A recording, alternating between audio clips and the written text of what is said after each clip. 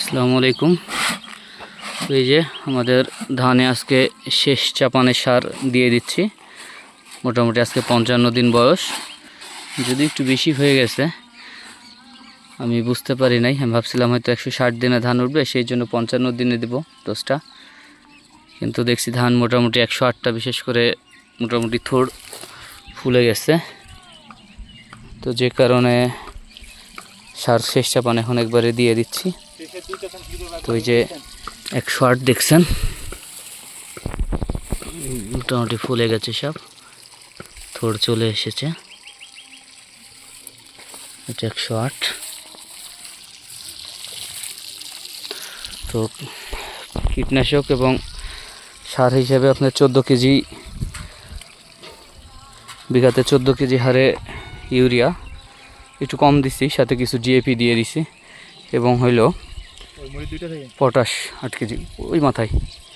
আর কীটনাশক হিসেবে আজকে আমরা দিব বায়ারের ভায়োগো। দেখা যাক কেমন রেজাল্ট হয়।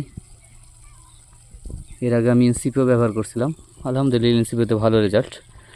আর এর সাথে আপনার দিব হইল পচনের জন্য, পচনের ভালো বীজ দেওয়া আছে। এখন আপাতত আমি একটা মিমপেক্সের প্রোপেল দিব, যেটা টেবুকোনাজল এই গ্রুপের, আর ট্রাইফ্লক্সিস্টোবিন।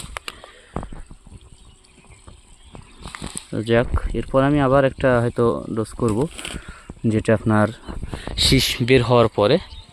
আর ভিটামিন দেওয়ার ইচ্ছা নাই, তারপরেও যদি দিই সাথে একটা ডিপিএন যেটা আছে দবন, সেটা হয়তো দিব। আগে কীটনাশকটা দিয়ে দিই। এটা 108, এগুলো সব 108। আর এটা বাসমতি, আর এই পাশে আছে মোটামুটি আপনার রড মিনিকেট। সব মিলাই মোটামুটি 2 বিঘা 2.5 বিঘার মতো জায়গা আমার।